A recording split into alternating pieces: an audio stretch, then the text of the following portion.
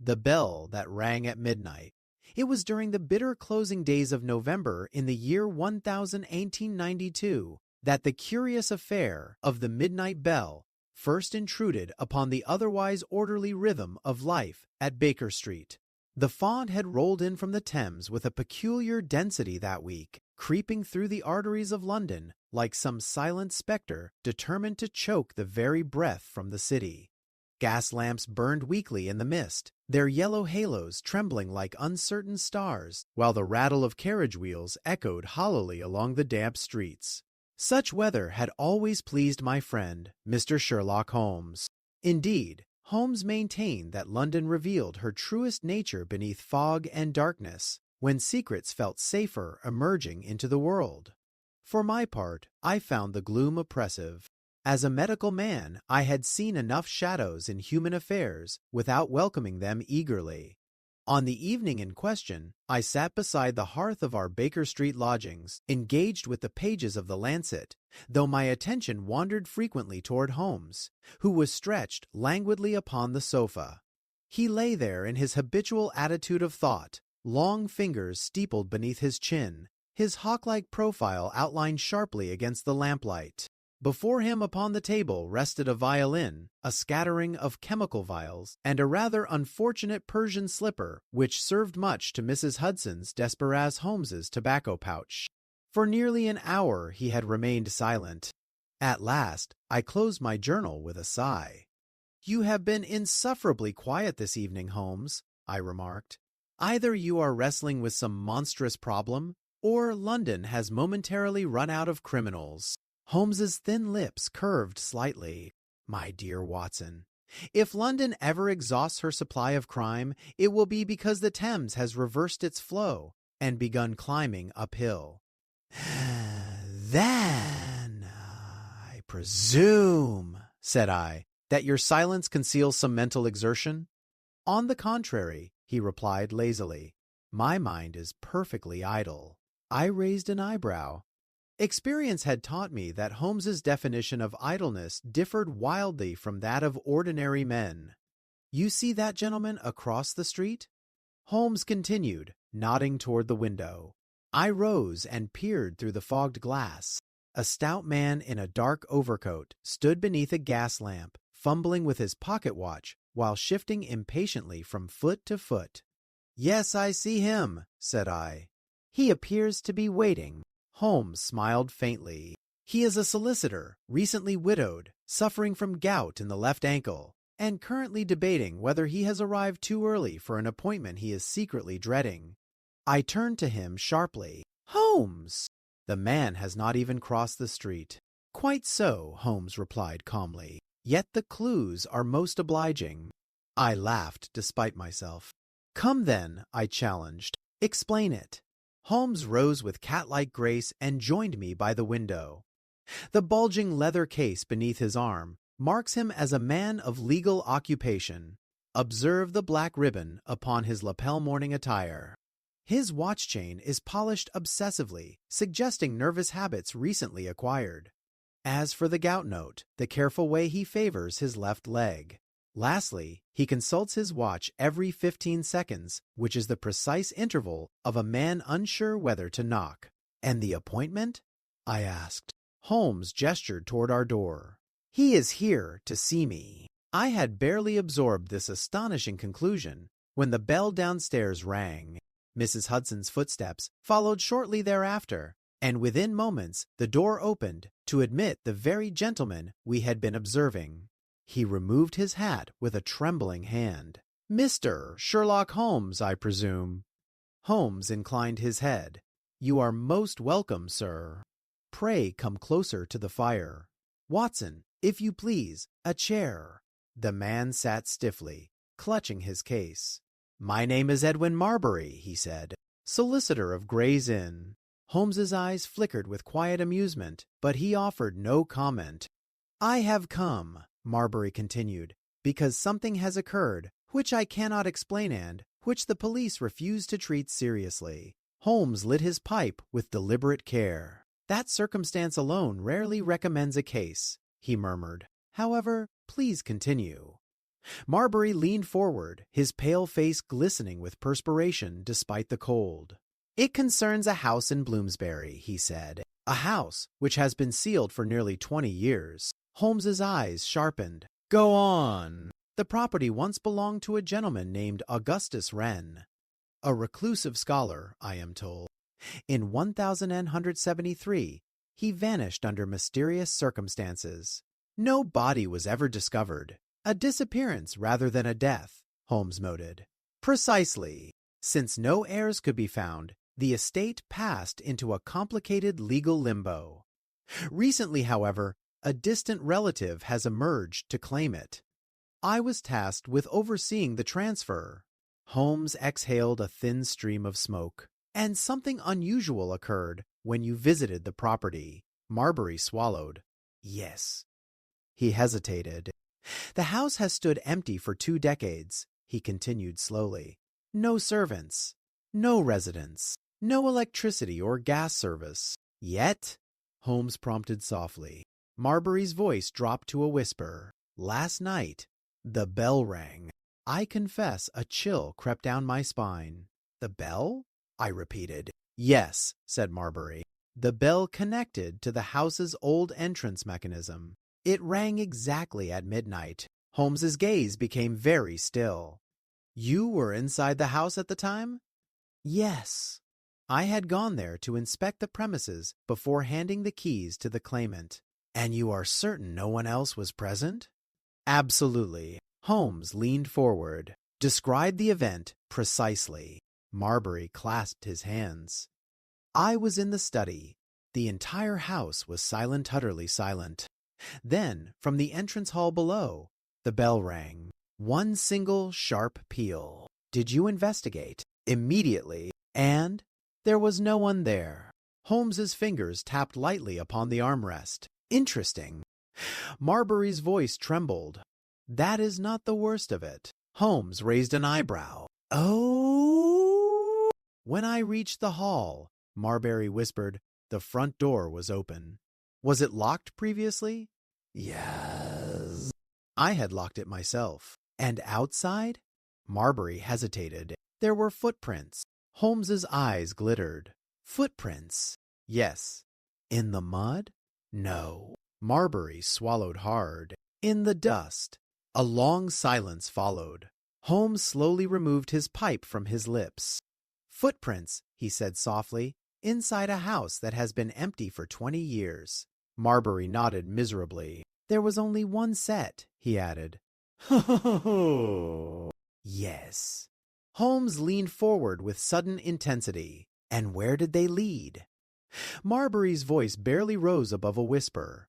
"They began at the front door, and they ended at the staircase." Holmes's eyes narrowed. "The staircase?" "Yes." "And after that?" Marbury shuddered. "They vanished." I felt an involuntary shiver pass through me. "Vanished?" I repeated. "Yes," Marbury said.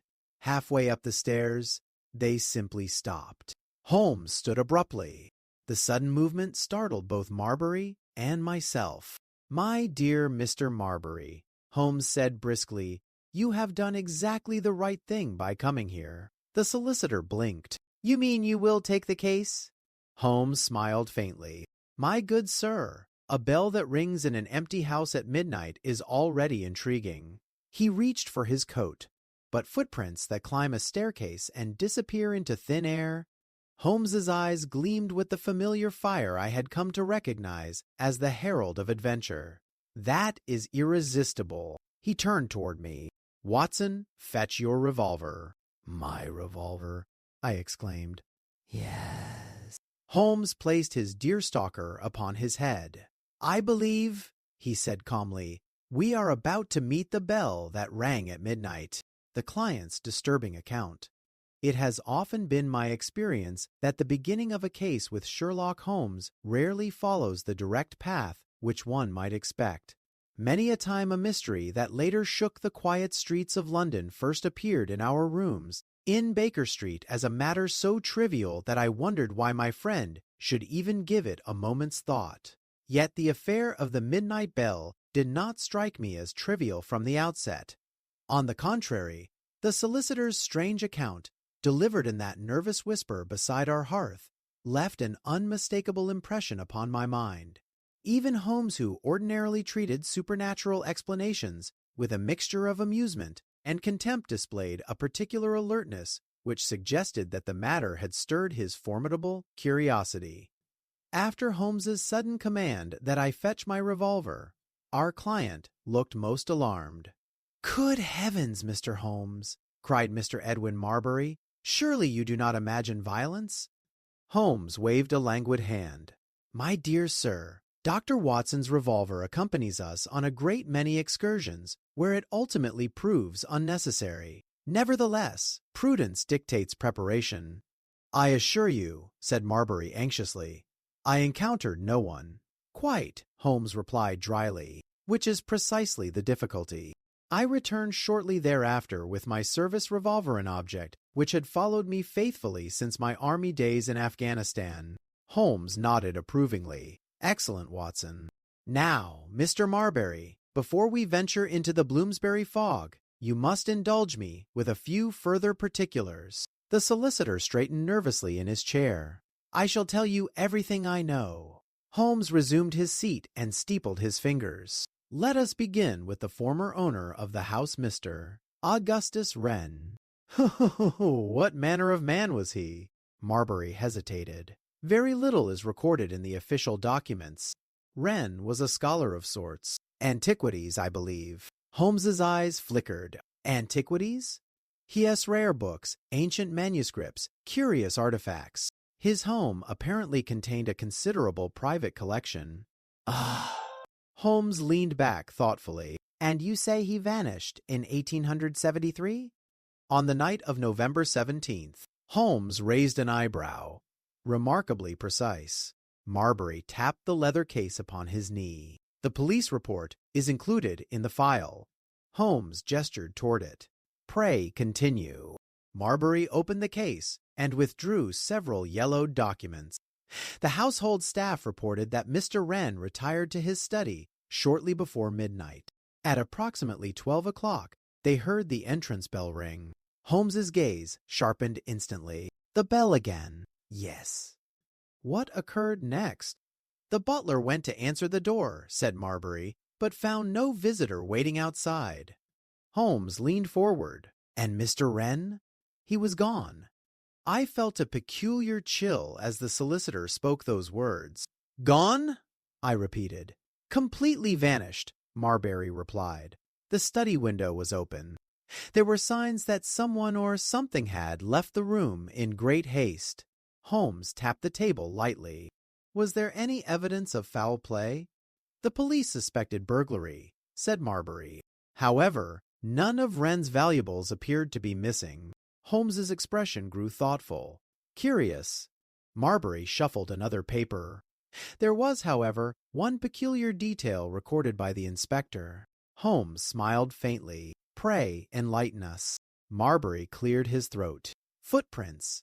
Holmes's eyes gleamed faintly in the lamplight. "Footprints?"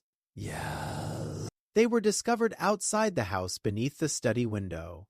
"Whose footprints?" Marbury shook his head. "They could not determine that. The ground had been disturbed by rain." Holmes stood abruptly and crossed the room. His long fingers drifted absently across the violin upon the table, though he did not yet lift the bow. "And after Mr. Wren vanished?" Holmes asked. "The house was eventually sealed," Marbury replied. "No one wished to live there after such an incident." "Superstition?" "Quite so." Holmes allowed himself a soft chuckle. "London is far more superstitious than it pretends." I watched Holmes carefully. A faint tension had crept into his posture, one I recognized from previous investigations, when some hidden pattern had begun forming in his mind. "Tell me," Holmes said suddenly, "did the bell ring again after that night in 1873? Marbury blinked. "No." Holmes turned slowly toward him. "Not once in 20 years?" "Not to my knowledge." Holmes nodded slowly. "And yet last night, at precisely midnight, the bell rang again," Marbury whispered. Holmes paced the room. The firelight flickered across his sharp features while his mind I knew from long familiarity was racing through possibilities invisible to the rest of us. "Watson," he said suddenly, "what is the most obvious explanation for our client's experience?" I hesitated. "Well, if the house has been empty, then perhaps some vagrant entered the property?" Holmes shook his head. "A reasonable guess, yet incomplete." "Why so?" "Because our client reports only a single set of footprints." "True," I admitted. "And those footprints," Holmes continued, "ascended the staircase, before vanishing." Marbury shuddered visibly. "I assure you, Mr. Holmes, I examined the dust myself. They simply stopped halfway up the stairs." Holmes resumed his seat. "Mr. Marbury, one final question." "Yes?" "You said the house had remained sealed for many years. When you entered it yesterday evening, what condition did you find it in?" "Dusty. Very dusty." "Furniture intact?" "Windows?" Most were shuttered. Holmes's gaze grew distant. "And the bell mechanism?" Marbury frowned. "I did not examine it closely." Holmes smiled faintly. "I suspect we soon shall." A heavy silence filled the room for several moments. Outside, the fog pressed against the windows like some patient observer. At last Holmes clapped his hands softly. "Well then," he said briskly, "there is nothing to be gained by speculation alone." He turned to me. "Watson, are you prepared for an evening excursion?" "I believe so," I replied, though the solicitor's tale had already stirred my nerves considerably. Holmes donned his long gray overcoat. "Mr. Marbury, you will accompany us." The solicitor looked relieved. I should not care to return there alone. Holmes extinguished his pipe and moved toward the door. "Excellent." I followed him down the stairs moments later, revolver tucked discreetly within my coat pocket. The fog outside had thickened to a most oppressive degree. Gas lamps glowed dimly along Baker Street, while the distant rumble of carriage wheels drifted through the gloom like echoes from another world. Holmes hailed a hansom cab. "Bloomsbury," he instructed the driver. As we climbed inside, I could not resist glancing at Holmes. "You appear unusually interested in this affair." Holmes smiled faintly. "My dear Watson, bells are designed to summon attention. And this one?" "This one," Holmes murmured, gazing into the fog, "has been waiting 20 years to ring again." The cab rattled onward through the darkened streets of London. None of us spoke during the journey. At length the carriage slowed. The driver's voice came muffled through the fog. "Bloomsbury, gentlemen." We stepped onto the pavement.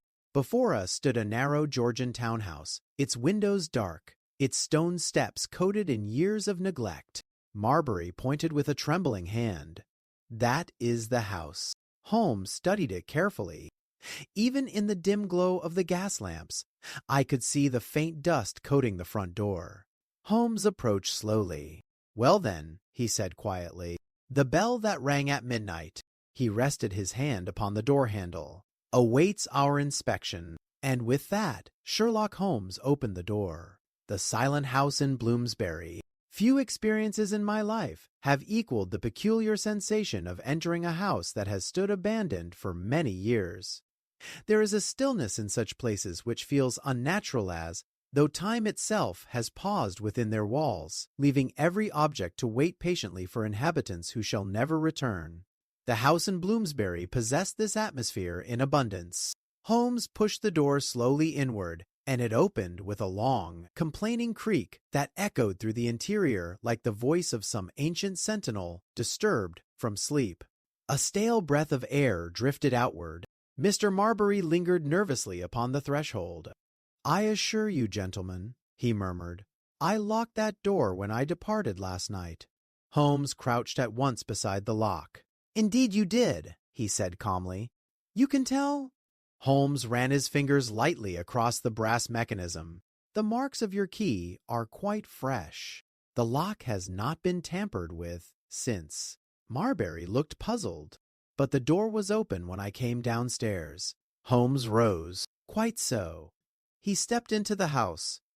I followed immediately behind him, while Marbury entered last, closing the door with visible reluctance. Holmes struck a match and lit the small lantern he had brought with him.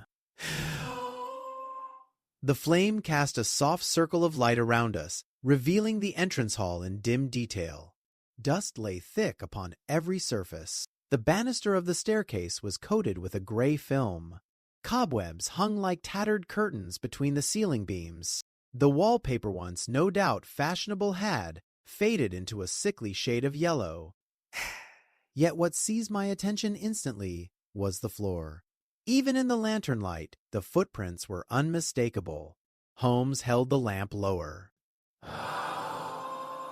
The prints began just inside the front door.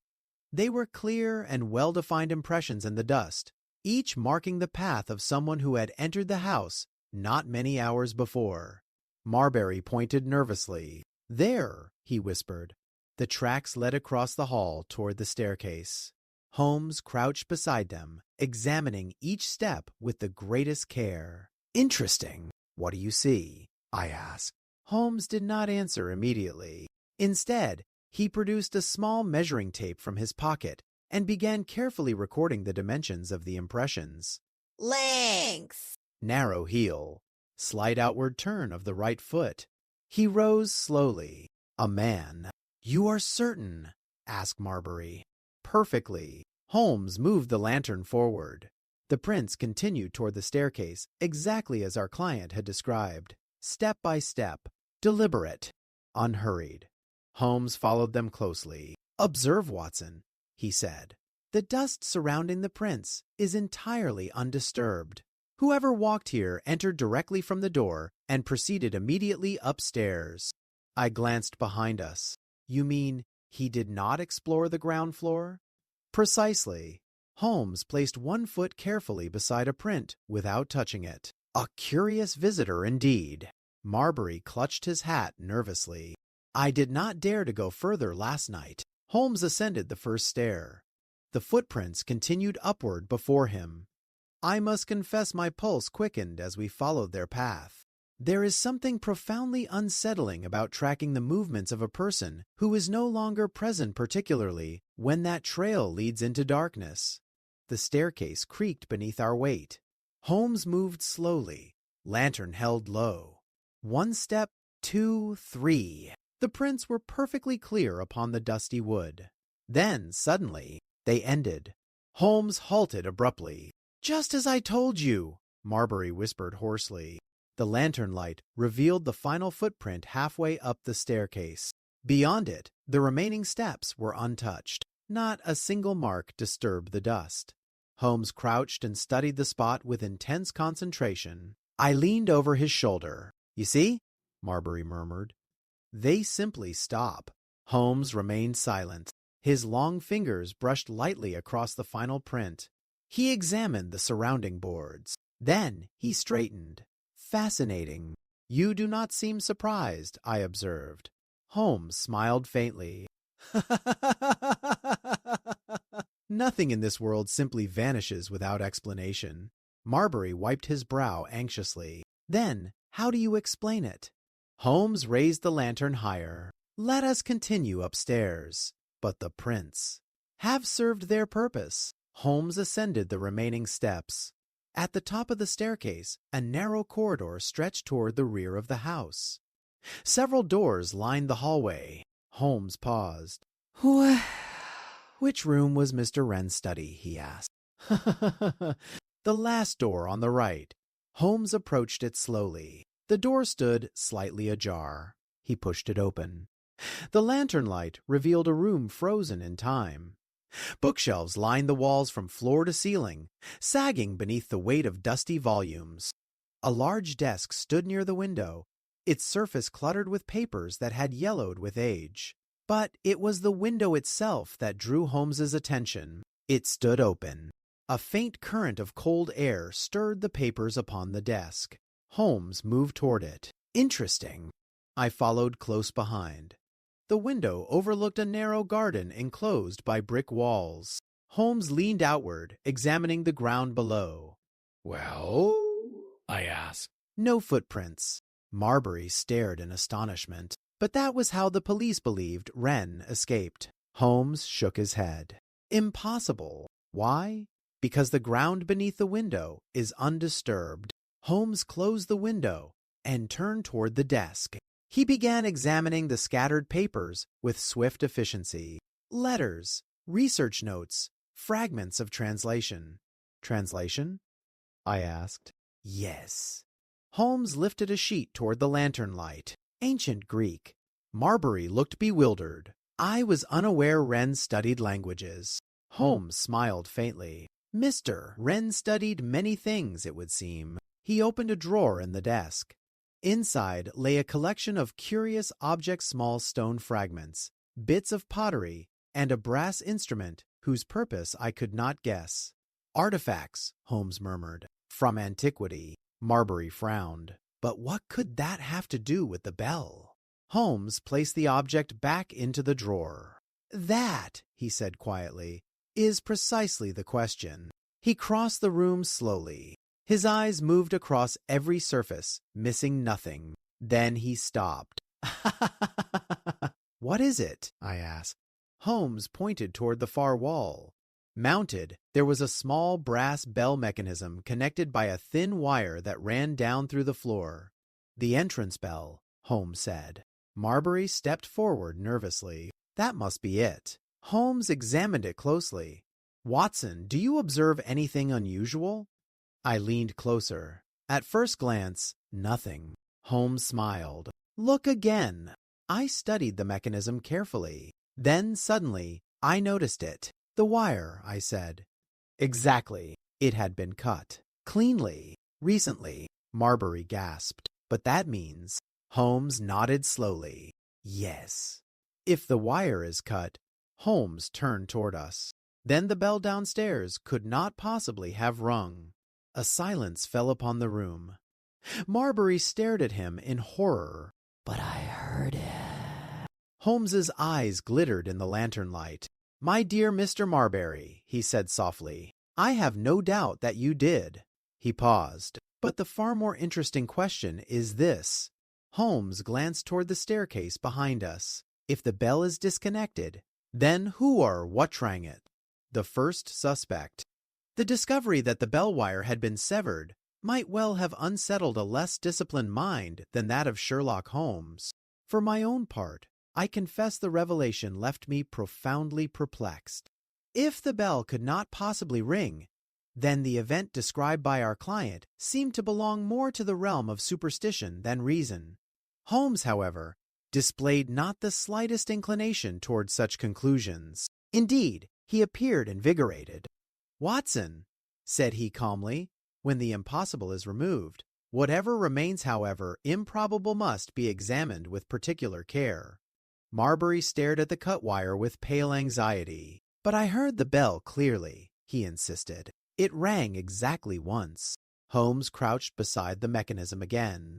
I believe you entirely. The solicitor blinked in confusion. You do? Certainly. Holmes rose and dusted his hands. The sound of the bell was real. The question before us is not whether it rang but how. He turned toward the door. Let us inspect the remainder of the house. We descended the staircase once more, carefully avoiding the mysterious footprints which still marked the dusty floor. Holmes paused briefly at the point where the trail ended. He examined the final print again, this time leaning so close that his nose nearly touched the boards. I waited in silence. At last he straightened. Curious. You have discovered something? I asked eagerly. Holmes merely smiled faintly. Perhaps. He offered no further explanation. Such behavior was by no means unusual. Holmes frequently withheld certain conclusions until he had assembled a sufficient body of evidence to support them. Nevertheless, I could not help feeling a certain irritation at being kept in the dark. Holmes moved toward a narrow door beneath the staircase. Kitchen, I presume? Marbury nodded. Yeah. Holmes opened it. The kitchen proved even more neglected than the rest of the house. The iron stove was coated in rust. The cupboards hung crooked upon their hinges, and a thick carpet of dust covered the stone floor. Holmes walked slowly through the room, lantern held low. "No disturbance," he murmured, "nor here." He opened several cabinets and drawers, inspecting their contents briefly before moving on. "Who possessed the keys to this house before you?" Holmes asked suddenly. Marbury cleared his throat. "They were held by my firm." "How long?" "For nearly 5 years. And before that?" "Another solicitor's office managed the estate." Holmes nodded thoughtfully. "Has anyone else entered the house recently?" "No." Holmes raised an eyebrow. "You are certain?" "Perfectly." Holmes's lips twitched slightly, though he said nothing further.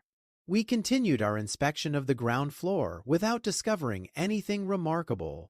At length, Holmes returned to the entrance hall. He stood silently for several moments, studying the bell pull mounted beside the door. The rope hung limp and motionless. Holmes grasped it suddenly and gave a firm tug. Nothing happened. "Just as I suspected," he murmured. Marbury looked uneasy. "But that is the very bell that rang." Holmes nodded. "Yes." "Then how?" Before Marbury could finish the question, the sound of footsteps echoed outside the house. A heavy knock struck the door.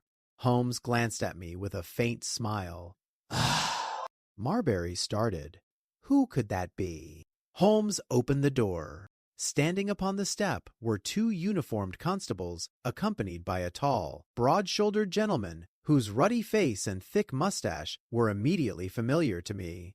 "Inspector Lestrade," I exclaimed. The inspector nodded curtly. "Evening, Dr. Watson." His eyes moved toward Holmes with a mixture of respect and mild irritation. "I might have guessed you'd involve yourself in this business." Holmes smiled pleasantly. "My dear Lestrade, you wound me." "I merely happened to be passing." Lestrade snorted. "Passing through Bloomsbury at midnight?" Holmes gestured toward Marbury. Our client felt the matter deserved investigation. Lestrade stepped inside, his boots stirring the dust upon the floor. "We received a report from Mr. Marbury earlier today," he said. "Thought it sounded like nonsense, but when a solicitor insists his house is haunted, it tends to attract attention."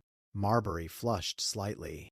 "I did not say haunted." Lestrade shrugged. "Footprints that disappear halfway up the stairs sound close enough." Holmes regarded the inspector with amusement. "And have you formed any theories, Lestrade?"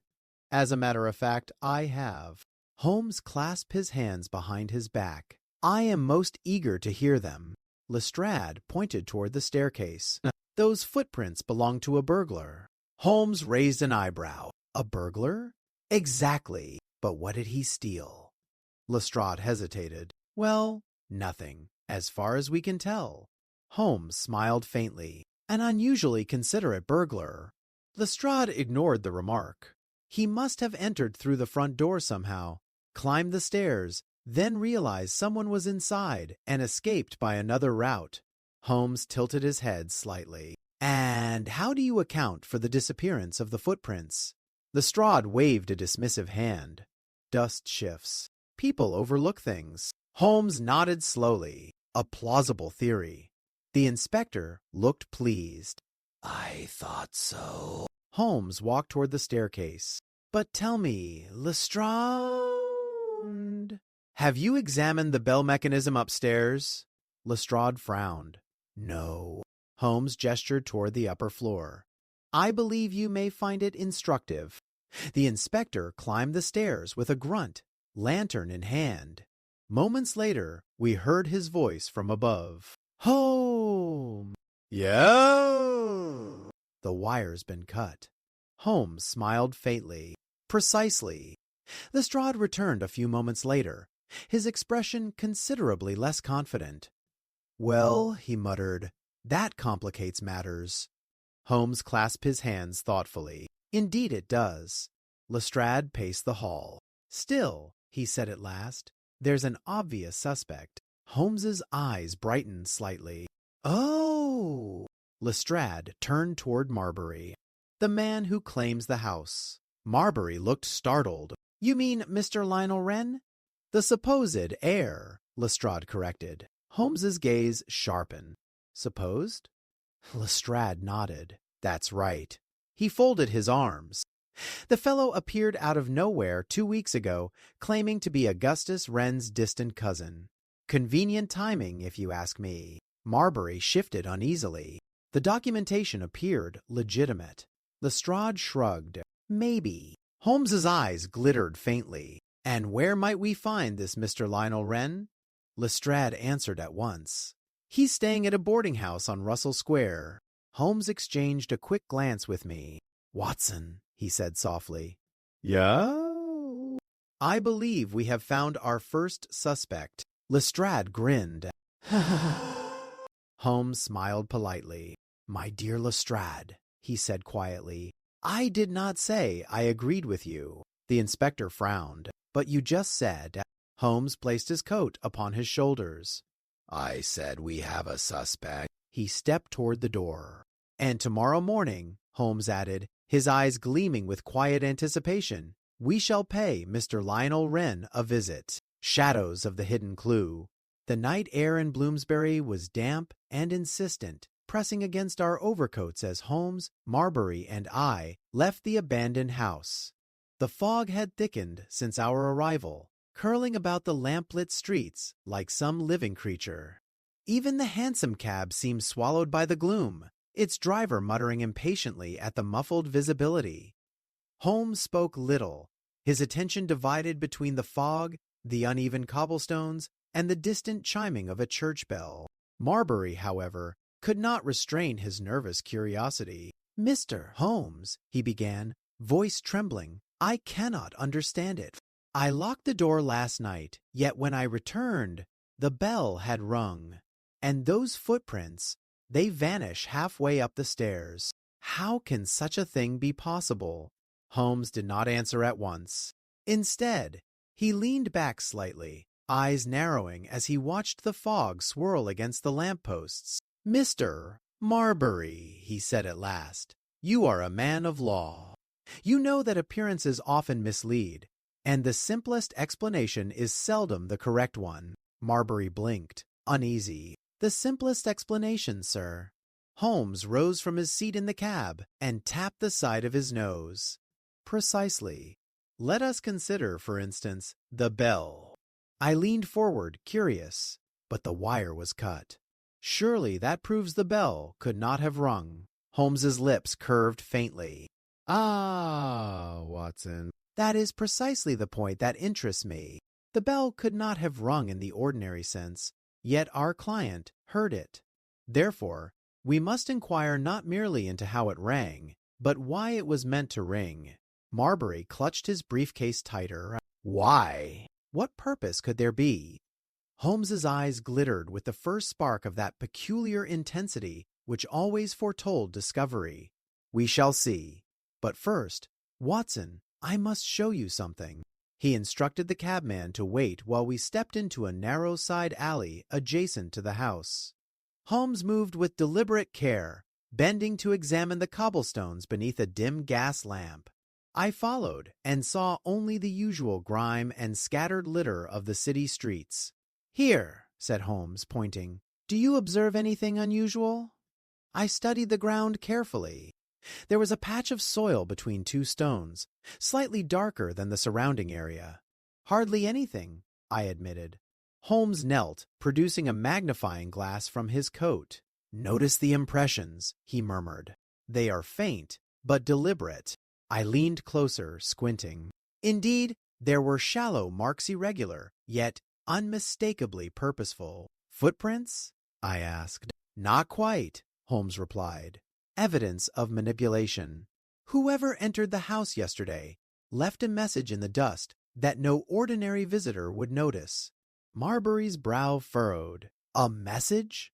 Holmes stood, brushing his hands with theatrical precision. Precisely, Mr. Marbury. And this message is our first hidden clue. He gestured toward the dark alley. If we understand it correctly, we may unravel the entire affair of the Midnight Bell. But, Watson, this is a matter I must investigate quietly. You will accompany me, of course, but do not expect me to explain immediately. Patience is required. I nodded, accustomed to his cryptic manner. I had learned long ago that Holmes often withheld his deductions until he had formed the complete picture. We returned to the cab and instructed the driver to take us to Russell Square, where Mr. Lionel Wren, the supposed heir of Augustus Wren, was staying. As we rattled over the foggy streets, Holmes's gaze remained fixed on the passing shadows, as though he were already calculating probabilities invisible to the rest of us. Upon reaching the boarding house, the night porter confirmed that Mr. Wren was in.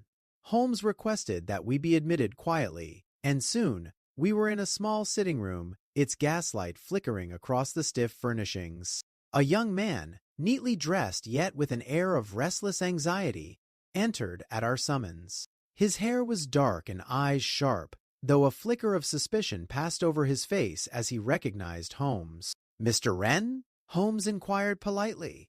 Lionel Wren, he corrected, bowing slightly. "I am aware. Pray, sit."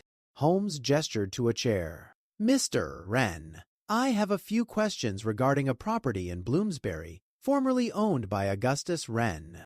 Your name has arisen in connection with its inheritance." Lionel Wren's expression remained guarded. "I have provided all necessary documents to the solicitor, Mr. Marbury." Holmes smiled faintly. "Indeed.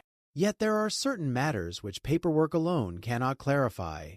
He paused, observing Wren keenly. "Tell me, Mr. Wren, did you visit the house yesterday evening?" Wren's eyes narrowed. "No. I was engaged at my lodgings. I do not see why that is relevant." Holmes's gaze did not waver. "The question may seem trivial, but one is never certain. Perhaps you were present at the house when the bell rang at midnight?" Wren stiffened, but his voice remained calm. "I assure you, I was not." Holmes's eyes glimmered with a faint sardonic amusement. "Ah, but absence can be a matter of perspective. Watson, you will observe the peculiar turn of the hand in his right glove. Note also the faint scuff upon the heel of his left shoe. Lestrade, if you please, mark this for the record." Marbury shifted uneasily in his chair.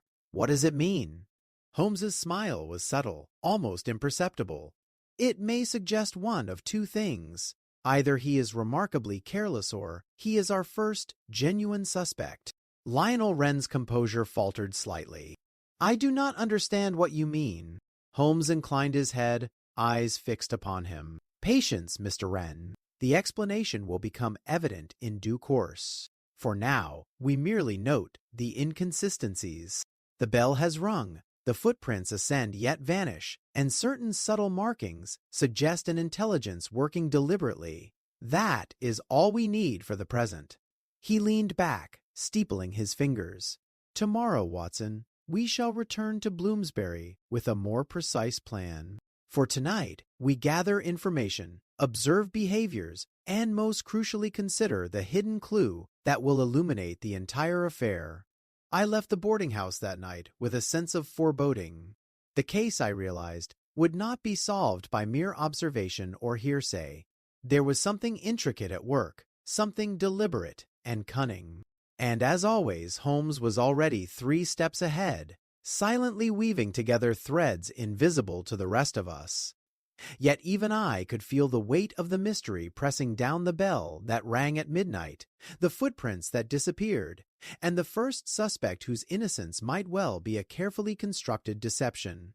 As we returned to Baker Street, I resolved to keep my eyes and mind open, for I had learned long ago that in the company of Sherlock Holmes, the most trivial details often prove to be the keys to the most profound mysteries. And in the shadows of Bloomsbury, the hidden clue waited, silent yet insistent, for us to uncover its secret. A midnight intrusion. The following evening brought with it a damp chill and a London fog so dense that the gas lamps seemed little more than pale moons suspended in a gray sky. Yet, despite the oppressive atmosphere, Holmes and I were already preparing to return to Bloomsbury. Mr. Marbury, though anxious, insisted on accompanying us once more, driven by a combination of duty and fear for the strange house he had visited the night before. Holmes, as usual, was immovably calm. "Watson," he said, examining a small notebook in which he had been sketching measurements and observations from our previous visit, "tonight we shall follow a path that may well clarify the peculiarities of the midnight bell. But I caution you attention to detail will be essential." I nodded, understanding that Holmes's warnings were never mere formality. Marbury arrived punctually, and we set out in a hansom cab, rattling through the fog-bound streets toward the Bloomsbury townhouse. As we drew nearer, I noted how the shadows of the surrounding buildings lengthened and merged, as though the city itself were conspiring to conceal our approach. Holmes's expression was one of quiet intensity. "The first step, Watson, is to determine whether anyone has tampered with the house since yesterday. The bell, the footprints, the vanished traces all suggest deliberate manipulation, and deliberate acts leave evidence, even if subtle." Marbury shifted uneasily. "I would not be surprised if it were merely a prank," he murmured. Holmes did not answer, merely raising an eyebrow in his characteristic way. Upon reaching the house, we found the front door once again locked, as Marbury had left it. Holmes examined the lock with a practiced eye. "Unchanged," he murmured. "No signs of forced entry. Whoever has acted in this matter is familiar with the house or has obtained a key." Marbury paled. "A key? But the keys have been in my possession all along." Holmes shrugged lightly. "Possession does not preclude duplication." We entered cautiously, the familiar creak of the front door announcing our presence. The hall was as we had left it, dusty, still, and eerily silent. Holmes knelt beside the footprints once more, scrutinizing them with magnifying glass in hand. "Watson, observe the spacing," he said quietly. "The stride is consistent, deliberate. Not hurried, but neither casual. This visitor knows exactly where to tread to leave an impression." Marbury whispered. "Do you mean he or she planned this in advance?" Holmes's eyes sparkled. "Precisely, Mr. Marbury. Every step tells a story. Now, let us ascend the staircase." We followed the footprints once more, noting the same abrupt cessation halfway up the stairs. Holmes crouched at the point where the impressions vanished. "Watson, I believe we are now confronted with a clever device. The visitor's path was carefully calculated to create an impression literally that misleads. And yet, something remains, hidden in plain sight." I examined the dust closely, but could see nothing out of the ordinary. Holmes, however, produced a thin wire from his coat pocket tool I had never seen him use before and began manipulating a small panel near the stair railing. "What are you doing?" I asked. "Investigating a potential mechanism," he replied. "Observe carefully. There are often concealed devices in houses that have stood empty for years, left behind by the original owner or hidden by a later intruder. I suspect the bell's ringing is connected to one such mechanism." He worked quickly, revealing a narrow cavity within the staircase railing. Inside was a small, intricately designed lever connected by a slender wire running beneath the floorboards. "Watson," he said, "if our visitor were aware of this hidden contraption, a slight movement could produce the sound of the bell, even with the main wire severed." "Ingenious." Marbury gasped. "So someone deliberately engineered the illusion?" Holmes nodded. "Exactly. But there is more something our visitor overlooked. A clue that will direct us toward their identity." As he spoke, a sudden noise startled us, a faint creak from the upper corridor, followed by the soft whisper of movement. "Someone is in the house." Marbury exclaimed. Holmes raised a finger to his lips. "Quiet. Observe and listen." We crept toward the sound, lantern held low. In the gloom of the upper hallway, we saw a shadow flit past one of the doors. Holmes's eyes followed it with a sharp intensity. "Watson," he whispered, "notice the posture, the gait. The figure moves with careful precision, avoiding the dusted areas. This is no ordinary intruder." The shadow disappeared behind the far door. "Mr. Wren's study." Holmes motioned for us to remain silent and approached the door with the utmost care. He opened it slowly, and within the dim light we observed an individual kneeling by the desk, rifling through papers. "Caught in the act," Holmes muttered. Marbury stepped forward, but Holmes raised a hand to restrain him. "Patience. We must see how this develops." The intruder straightened and turned. To our astonishment, it was not Lionel Wren, but a young woman, her face partially obscured by a scarf, hands trembling as she clutched a bundle of papers. Holmes stepped forward, his voice firm but measured. "Madam, may I inquire what brings you here at this hour?"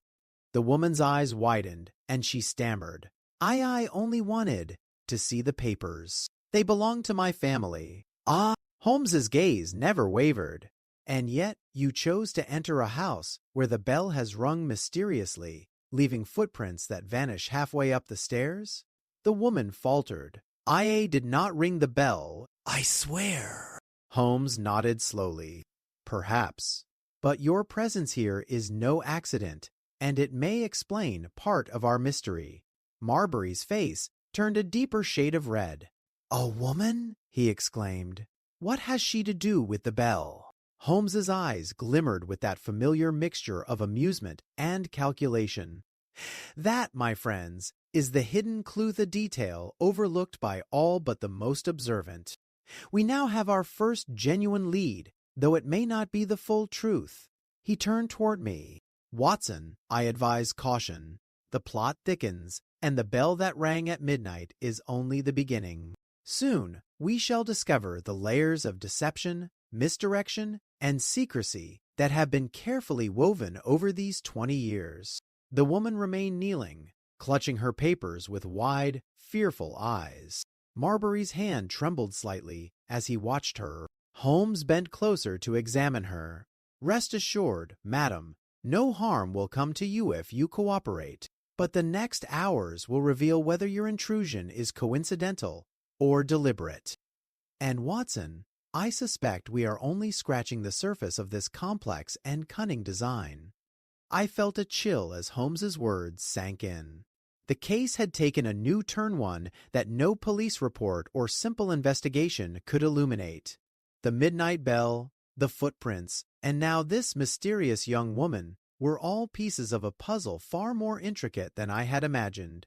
And I knew, as I have so often known in our shared adventures, that Holmes had already deduced far more than he was prepared to disclose.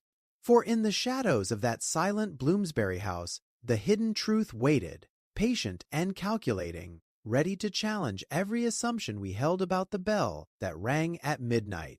Next, the tangled web of misdirection. The morning following our midnight encounter at the Bloomsbury house broke with an oppressive fog, more insistent than the night before.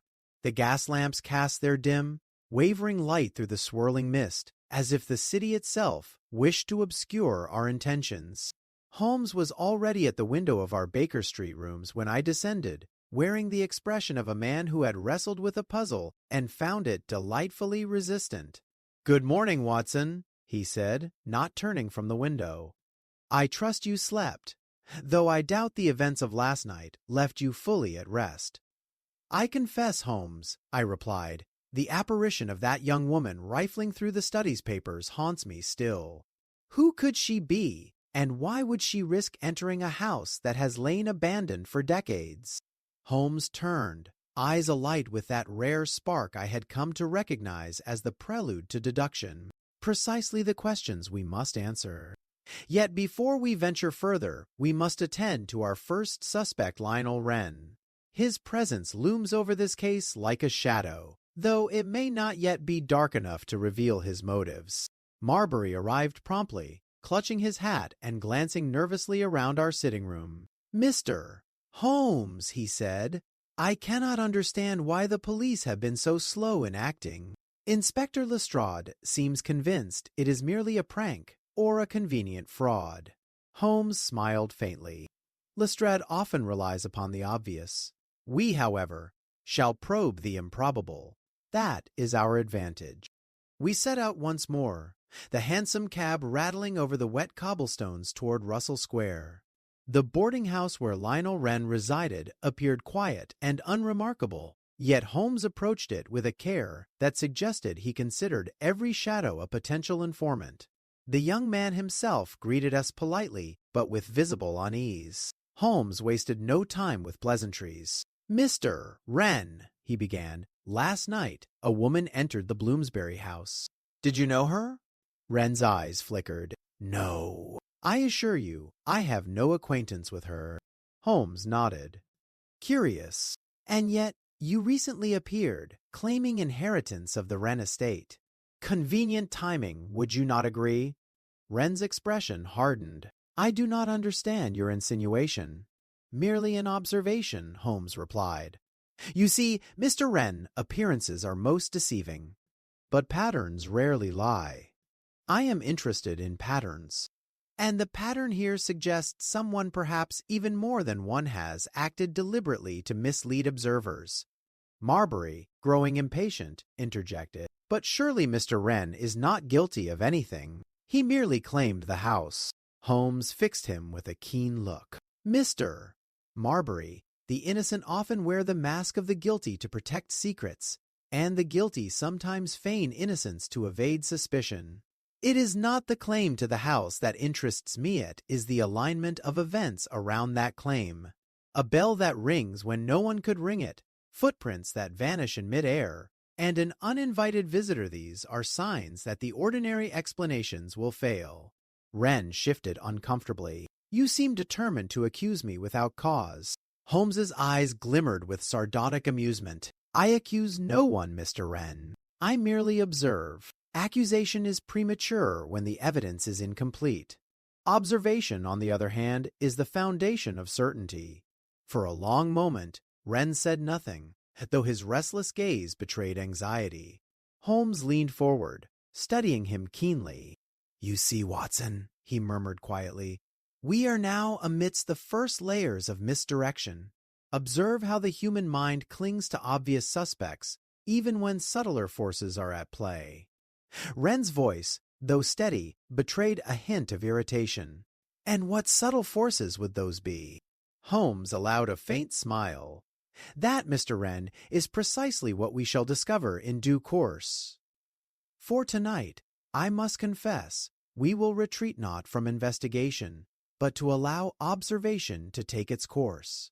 People reveal themselves in patterns of behavior over time, and rushing toward conclusions rarely illuminates the truth." Marbury, puzzled, glanced between us.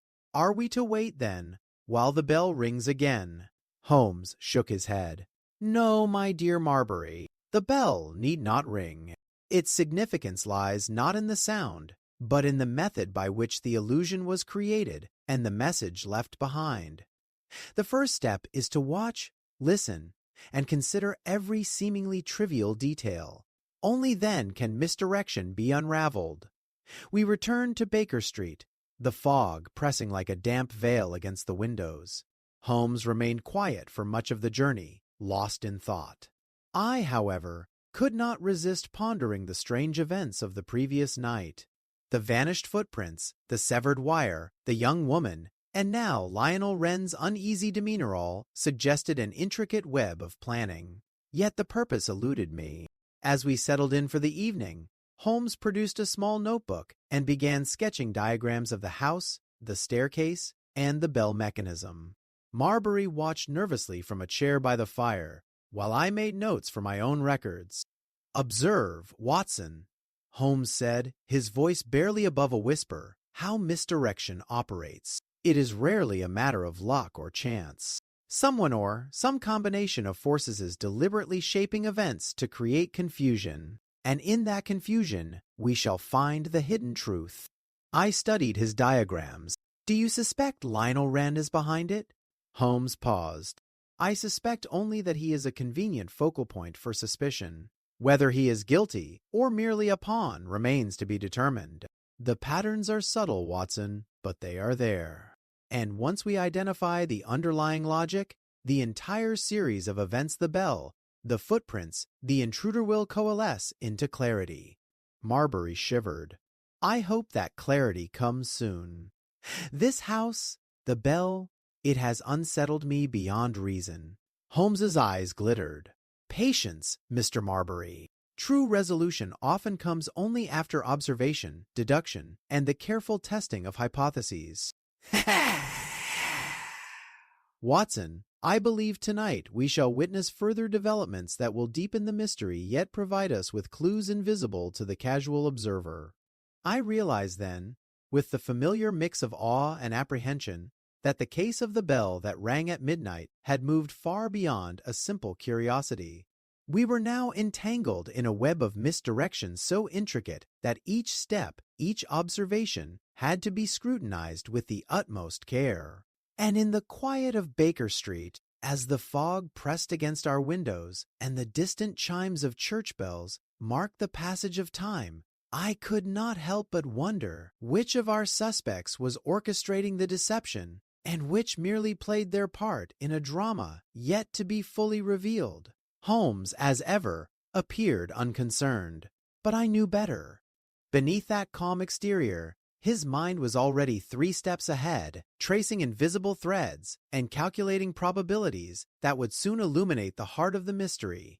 And as the night deepened over London, I sensed the faint, inevitable approach of revelation, though I had no inkling of its form, nor of the cunning misdirection that still lay ahead. Next, Holmes' subtle strategy. The following day dawned with the usual gray pallor that London wears during the late autumn. Fog rolled along the streets like a sentient thing, curling between the gas lamps and swallowing the distant clatter of carriage wheels. Despite the damp chill, Holmes and I prepared for another visit to Bloomsbury. Unlike the prior evenings, today promised more than mere observation. Holmes had indicated that he intended to implement a carefully constructed strategy to draw out both the culprit and the hidden truth of the midnight bell. Marbury arrived early, more pale and anxious than usual, and quickly fell in step behind Holmes and me as we navigated the fog-bound streets. The silence between us was measured, broken only by the occasional clatter of our boots against the cobblestones. Holmes broke it abruptly. Watson, the peculiarities of this case extend beyond ordinary criminality. We are dealing with deliberate deception, designed to mislead all observers. Our first suspect, Lionel Wren, may be aware of only part of the plan. The intruder last night, the young woman, may be entirely unrelated to him, yet connected to the ultimate goal. My strategy is to provoke action, to test reactions, and to observe responses. Only then will the patterns align. Marbury's eyes widened. Provoke action? You mean set a trap? Holmes smiled faintly, almost imperceptibly. Precisely, though it will be psychological rather than physical. There is no need for force where fear, curiosity, or pride will suffice. We arrived at the Bloomsbury house just before noon. The fog, though less dense than at night, still clung to the streets, casting everything in a dim, washed-out hue. Holmes allowed Marbury to unlock the front door, though he inspected the lock first, as if ensuring that the intrusion would proceed according to plan. No one else had entered since our previous visit, and the dust upon the floor remained undisturbed, a detail that promised us an unaltered canvas for observation. "Observe, Watson," Holmes whispered, kneeling to examine the footprints from our last visit. "We must ensure that nothing has changed. The intruder's path must remain intact to provide a baseline. Any new marks will reveal much." He traced the line of dust with his gloved fingers, noting the subtle depressions and irregularities with exacting care. Even Marbury, who lacked my familiarity with Holmes's methods, was impressed by the precision of his observations. Holmes rose and turned toward the staircase. "Now, Mr. Marbury, you may remain in the hall. Watson and I will ascend. We shall stimulate a reaction, and from that reaction, the truth will reveal itself." I followed, heart quickening. Holmes moved with deliberate steps, lantern held low, until we reached the top of the staircase. There, the corridor stretched ahead like a tunnel of shadows, each door a potential hiding place, each window a source of observation. Holmes paused in front of Wren's study. "Now, Watson," he whispered, "the plan is simple in principle, though complex in execution. We shall leave a subtle trace of disturbance that suggests the presence of a second party. This will provoke the intruder, whoever it may be, to act. And action, my dear Watson, always betrays intention. I nodded, understanding. Holmes's logic, though unconventional, had never failed him.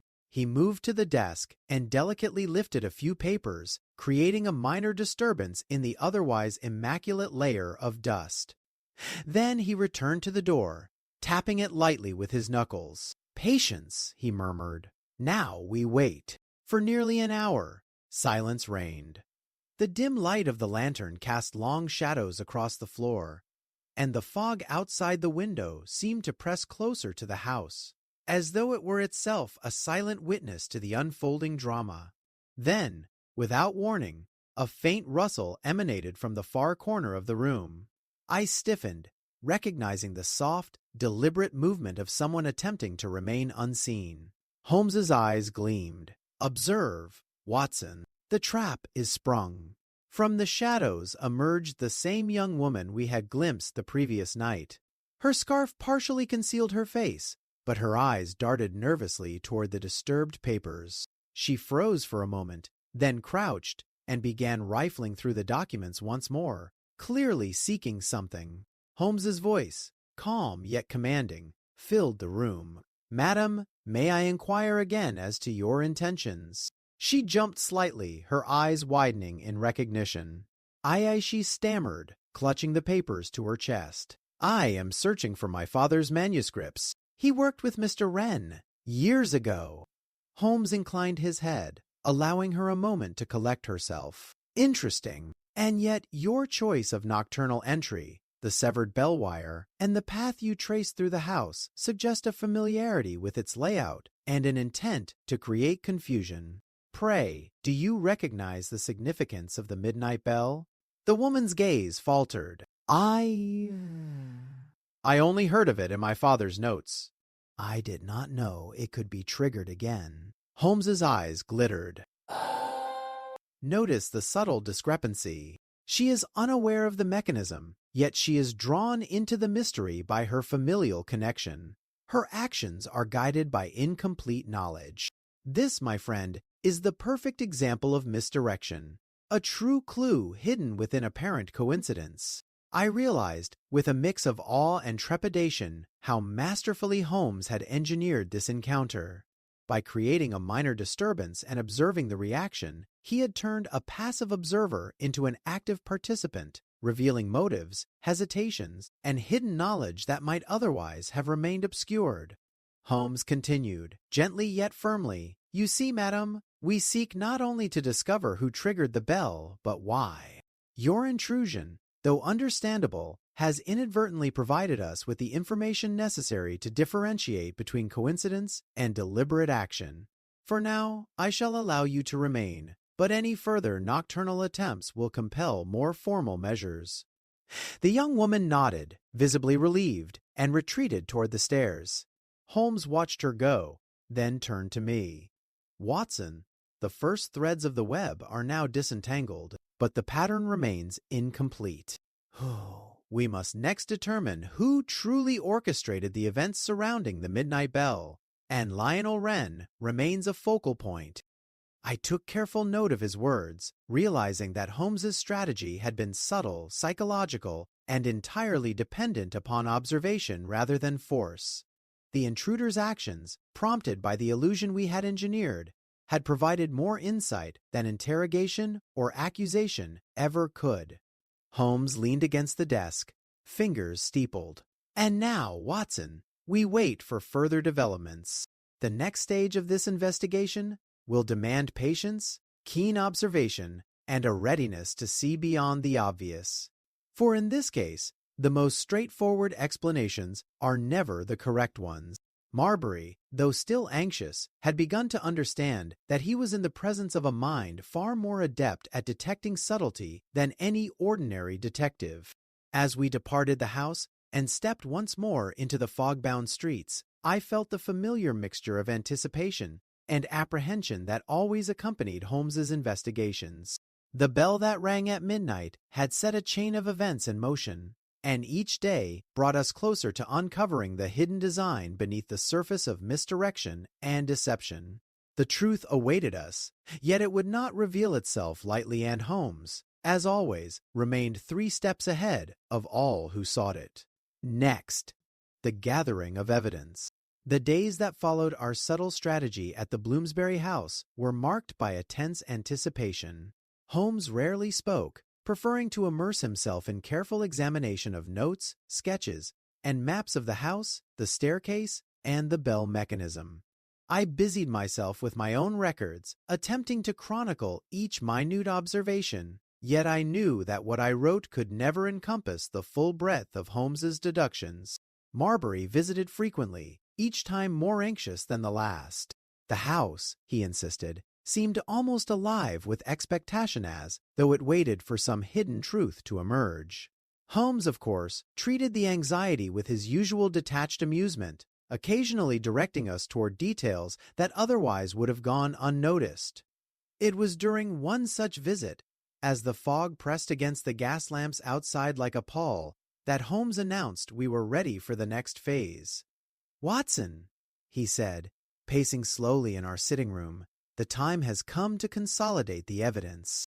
Our observations, when considered collectively, begin to suggest a coherent narrative. The bell, the footprints, the young woman's intrusion, and Mr. Wren's ambiguous presence all point toward deliberate orchestration. But there is one final step, to gather all participants under circumstances that will reveal the truth." I nodded, sensing that Holmes's plan would require both patience and precision. "Where shall this gathering occur?" I asked. Holmes's gaze was steady, at the house itself. By controlling the environment, we can observe reactions, detect lies, and provoke actions that reveal intentions. It is an experiment in human behavior, Watson, and one must be prepared to act as both observer and participant. Marbury, who had followed us into Baker Street, paled. "You wish to confront the intruder, and Mr. Wren, at the same time?" Holmes inclined his head. "Yes." "In addition, we shall install a minor controlled disturbance, a new indication that the bell is ready to be rung. Each individual's reaction will provide information that cannot be obtained through questioning alone." The following evening, we returned to the Bloomsbury house. Holmes moved quickly, securing the upper floor, while Marbury ensured the front door was properly locked. I followed, keeping careful watch on the lantern light as it flickered across the dusty walls and the creaking staircase. Holmes directed Marbury to prepare the study for our gathering. A small stack of papers was left conspicuously on the desk, the bell mechanism left exposed, and the dust carefully raked to allow for observation of fresh footprints. "Everything in its proper place," Holmes murmured. "Now we await our participants." It was not long before Lionel Wren arrived, summoned under the guise of discussing legal formalities. He appeared calm, though a subtle tension in his shoulders betrayed unease. Shortly thereafter, the young woman whose name, we discovered, was Clara Hargrove was invited under the pretext of returning her father's papers. Holmes observed silently as the two entered the room, noting every gesture, every hesitation, every glance toward the bell and the disturbed dust. "Observe, Watson," he whispered, "how attention and intention manifest physically. Every twitch, every hesitation, is a subtle revelation." Clara moved toward the papers on the desk first, eyes flicking nervously toward the bell. Wren's gaze, meanwhile, drifted between the young woman and Holmes, measuring our reactions. Neither spoke at first, and the room was heavy with anticipation. Holmes then raised his hand slightly, producing a small click from a concealed device that caused the bell to emit a faint, single chime. Both Clara and Wren started visibly, though their reactions differed sharply. Clara's hand trembled as she clutched the papers, her eyes widened, a mixture of fear and recognition crossing her features. Wren, on the other hand, displayed a moment of hesitation followed by careful composure, as though he were attempting to conceal prior knowledge. Holmes allowed the silence to stretch for a moment before speaking. "It is remarkable how the simplest of sounds can reveal so much. Miss Hargrove, your reaction was instinctive, betraying your awareness of the bell's significance. Mr. Wren, yours was measured a calculated concealment. Wren's lips parted, but Holmes raised a hand to forestall any response. Patience, sir. Every reaction matters. And now we begin the questioning, each observation leading us closer to the truth. Questions were posed carefully, never directly accusatory, but always guiding each individual to reveal the subtle threads of their involvement. Holmes noted every detail, the slight hesitation before a word, the tilt of a head, the shift of Waytall evidence that would later coalesce into a pattern. As the evening progressed, it became apparent that Clara's intrusion had been motivated by familial duty rather than malice. Wren, however, presented a more complex picture. While he claimed innocence regarding the bell's ringing, his familiarity with the house and the precise knowledge of its hidden mechanism suggested that he might have been manipulated or that he had deliberately orchestrated part of the deception to test others' reactions. Holmes allowed me to see the subtle, almost imperceptible distinctions. Notice, Watson, he said softly, the difference between instinctive reaction and calculated composure. One reveals truth, the other can mask it, but never entirely. That is the essence of deduction. By the night's end, Holmes had gathered an array of observations, impressions, and subtle behavioral indicators. The bell's purpose, the vanished footprints, the intruder's actions, and Wren's behavior now formed a web of evidence intricate enough to withstand scrutiny but still incomplete. Holmes leaned back, fingers steepled, eyes glimmering in the dim lamplight. Watson, we have achieved a critical milestone. We have elicited reactions under controlled conditions, and from these reactions, the hidden structure of the mystery is emerging. The next step will involve connecting all the disparate threads, the bell, the footprints, the intruder, and Mr. Wren into a single, coherent narrative. Only then will the full logic of this peculiar affair be revealed. Marbury, exhausted yet entranced, finally spoke. I never imagined that such subtlety could exist in a criminal matter. It is unlike anything I have seen in my years of practice. Holmes smiled faintly. That, my dear sir, is why the ordinary observer seldom discerns the truth. Human behavior, when observed with precision, leaves traces no deception can entirely erase. And tomorrow, Watson, we shall begin the final stage where observation, deduction, and cunning intersect to reveal the full pattern behind the bell that rang at midnight. I could feel, as always in Holmes's presence, that the conclusion was approaching, but in a manner entirely his own, intricate, and far more satisfying than any simple arrest or confession. The case was nearing its culmination, and yet the shadows of misdirection still lingered, ready to challenge us until the final revelation. Next, Holmes' ingenious trap. The day following our meticulous gathering of evidence dawned gray and relentless, with a persistent drizzle turning the streets of London into a glistening maze of cobblestones and puddles. Holmes, as ever, was already at Baker Street before me, pacing the room with the restless energy of a man poised on the edge of revelation. Watson, he began, without preamble, the time has come to enact the final stage of our plan. Observation alone will no longer suffice. We must now transform evidence into action, subtle suggestion into revelation. To do so, we shall construct a psychological trap, one that will compel the true orchestrator of the midnight bell to reveal both method and motive. I leaned forward in anticipation. A trap, Holmes? How do you intend to do this without alerting them? Holmes smiled faintly. We need only exploit natural curiosity, the instinctive desire to conceal or protect one's actions, and the subtle pride of intellect. The bell is our instrument, the house, our stage. Each participant will act according to their character, and in doing so, will betray their intentions.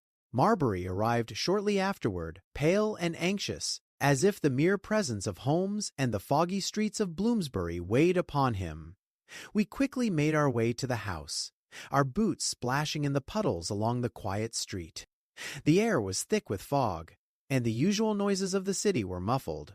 giving the impression that we had stepped into a suspended world, waiting for the inevitable drama to unfold. Holmes directed Marbury to prepare the house. The papers were carefully arranged upon the desk. The dust upon the floor was gently raked to allow for fresh impressions, and the bell mechanism was left exposed, though its lever was subtly adjusted to ensure a controlled response. "Everything must appear untouched yet inviting," Holmes murmured, examining the arrangement with a scrutinizing eye. "Even the smallest deviation might alert the perpetrator and render the experiment ineffective." As evening descended, we awaited the arrival of Lionel Wren and Clara Hargrove. Holmes had sent word under the guise of legal formalities, ensuring their presence at the house without revealing the true purpose. Both arrived punctually, their expressions guarded, yet their movements revealed subtle tension, the nervous adjustment of a cuff, a hesitant glance toward the staircase, an almost imperceptible twitch of the lips. Holmes observed silently, noting every micro-expression. "Now, Watson," he whispered, "watch how suggestion can provoke action. We have left a minor disturbance in the papers, a subtle hint that the documents may contain something crucial. The bell is set to sound faintly if touched. Observe reactions carefully. Curiosity and fear, combined with prior knowledge, will direct behavior in ways that expose truth." For nearly an hour, nothing overt occurred. The tension in the room was palpable, yet Holmes waited patiently, his gaze unwavering. Then, as if on cue, a faint click resounded from the bell mechanism. Both Clara and Wren started. Clara's hand trembled as she instinctively reached for the papers, her eyes widening in alarm. Wren, maintaining a veneer of calm, took a single measured step toward the bell, hesitated, and then withdrew his hand slowly. Holmes leaned toward me. "Observe the subtle difference, Watson. Instinctive action versus calculated restraint. The former betrays knowledge and familiarity, the latter may conceal complicity or cunning observation." He allowed a pause before speaking aloud. "Miss Hargrove, your reaction is understandable. The bell and its mechanism are intimately connected with your father's work, are they not?" Clara nodded, still clutching the papers. "Yes. I only wanted to retrieve what belonged to my family." Holmes's eyes glimmered. "And yet you chose to enter the house uninvited at night. A coincidence, or a necessary step to uncover the secret?" Clara's gaze faltered, but she remained silent. Holmes then turned to Wren. "Mr. Wren, your composure is admirable, and yet your hesitation is revealing. You know the mechanism, do you not?" Wren's face tightened, but he made no reply. Holmes allowed the silence to stretch, watching closely as every muscle betrayed minute tension. "Very well," Holmes said finally. "The experiment is complete. Each action, each reaction has provided us with evidence that mere questioning could not elicit. Now, Watson, we move to the final deduction, the gathering of all threads into a single, coherent explanation." He gestured to Marbury. "Prepare the house for tomorrow. Invite the relevant parties under pretext of resolving the remaining legal questions. We shall then reveal the true orchestrator of the midnight bell, the method employed, and the motive behind this elaborate ruse." As we departed the house, the fog pressed against the walls and windows like a living witness. I felt the familiar thrill of anticipation the moment before revelation, when all the threads of observation, deduction, and human behavior converge. Holmes, for his part, appeared calm, yet his eyes sparkled with the quiet satisfaction of a man who had orchestrated an intricate trap with perfect subtlety. I knew then, as I have often known in our many adventures, that the culmination of this case would be as brilliant and intricate as any I had yet witnessed. The bell that rang at midnight had set in motion a chain of events, each carefully designed, and now Holmes's ingenious trap had ensured that the truth would emerge, undeniable and complete. Tomorrow, the final act would unfold, and the hidden logic behind the midnight bell would be revealed in full, leaving no room for doubt or deception.